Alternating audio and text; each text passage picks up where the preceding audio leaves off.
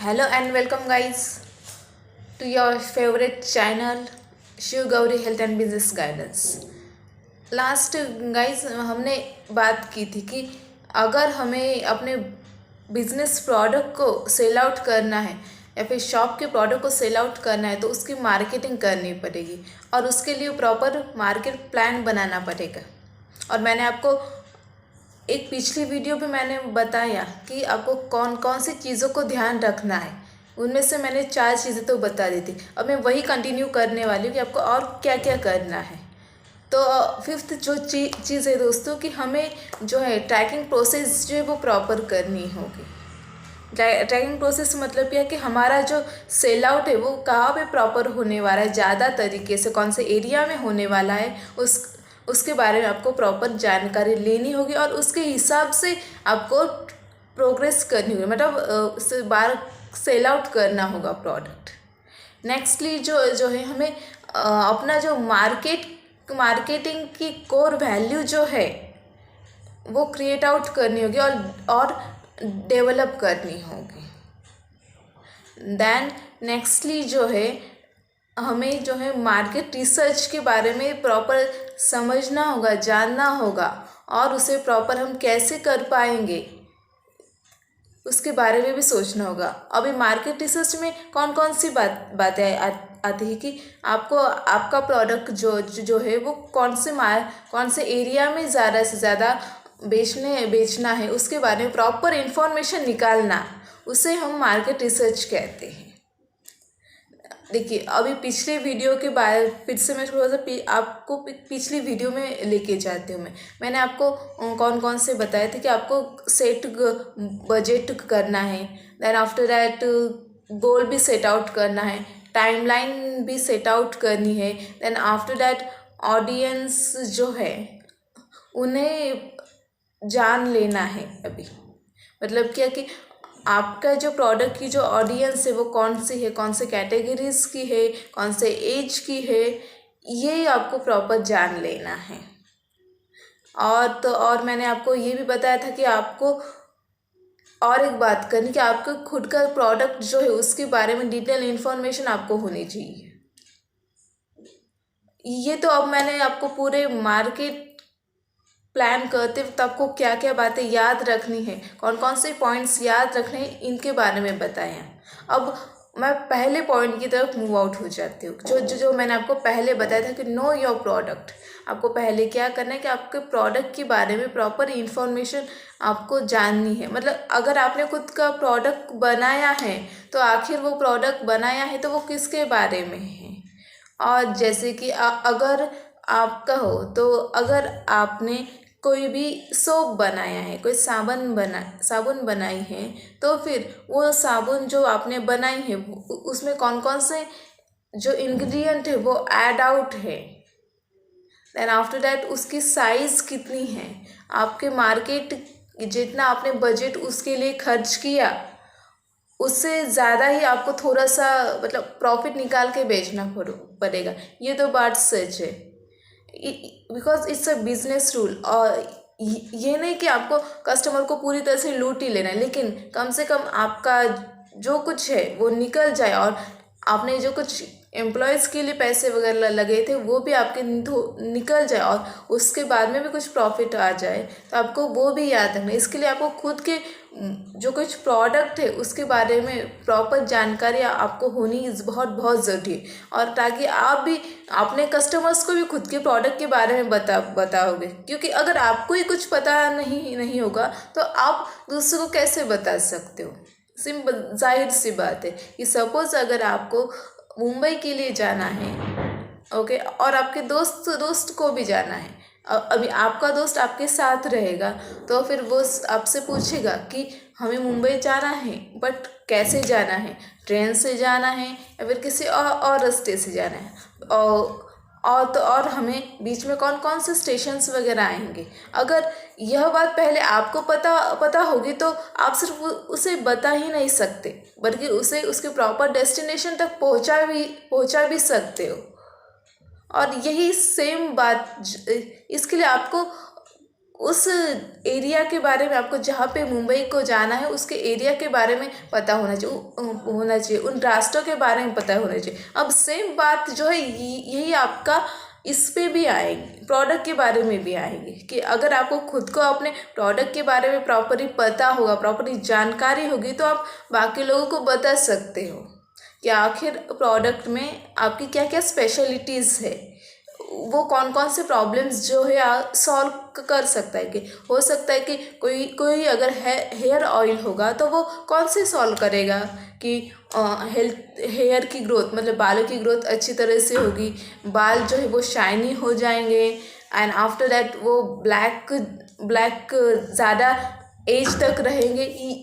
ये जो है ये जो प्रॉपर्टीज़ है आपके प्रोडक्ट की, आप तभी बता पाओगे जब आपको पता होगा। इसके लिए आपको उसके पहले खुद को जानना होगा कि आपने आखिर वो प्रोडक्ट बनाया है तो फिर उसमें ऐसे क्या क्या स्पेशल है। और एक बार अगर आपने कस्टमर्स को प्रॉपर बता दिया तो वो डिसीजन लेने में और कंफर्म हो जाएगा कि उसे वो प्रोडक्ट लेना है या नहीं। और अगर उसे उससे भी अच्छी तरह से पता लग गया तो वो आपका प्रोडक्ट ज़रूर लेगा। तो first of all know your product, then after that यहाँ पे हम बात करें कि target the audience.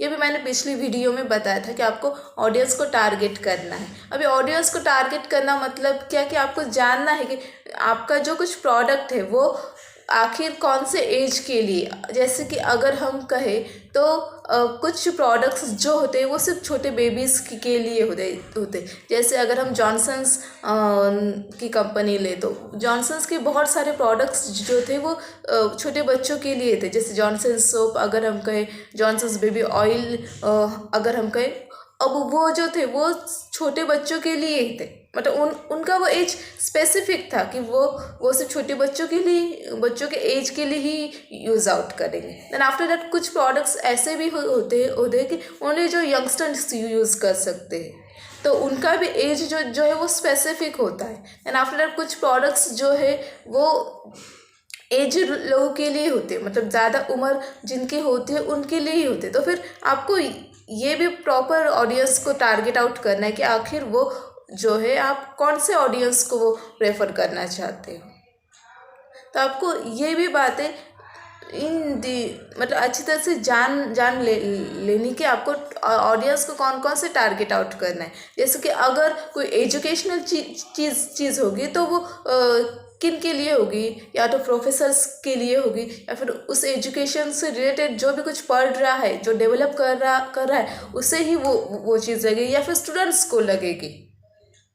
So know your audience and target your that audience. मतलब आपको प्रोडक्ट आपने बनाया है वो कौन से ऑडियंस के लिए है वो पहले खुद भी जान लीजिए और टीम से भी अपने पूछिए, और फिर उन ऑडियंस के सामने वो प्रस्तुत कीजिए, ताकि आपके जो प्रोडक्ट सेल आउट होने के चांसेस है वो ज़्यादा से ज़्यादा बेच सके। और मार्केट प्लान करते वक्त आपको फिर यही बात करनी है कि आपको टारगेट जो ऑडियंस को वो प्रॉपर करना है। नेक्स्टली जो है दोस्तों कि अब इसमें मैंने 2 पॉइंट्स तो आपको और एक्स्ट्रा बता दिए कि आपको क्या क्या करना है। दैन थर्ड पॉइंट जो है कि सेट अ टाइम लाइन। मतलब क्या, एक टाइमलाइन सेट आउट कीजिए कि आपको एक प्रॉपर टाइमिंग तक ही आपको वो प्रोडक्ट जो है वो पहुंचाना है कस्टमर्स तक। मतलब जैसे कि अगर आपने कोई सपोज आपने कोई कस्टमर से ऑर्डर ले ली है फ़ोन पे कि हमें ये प्रोडक्ट चाहिए।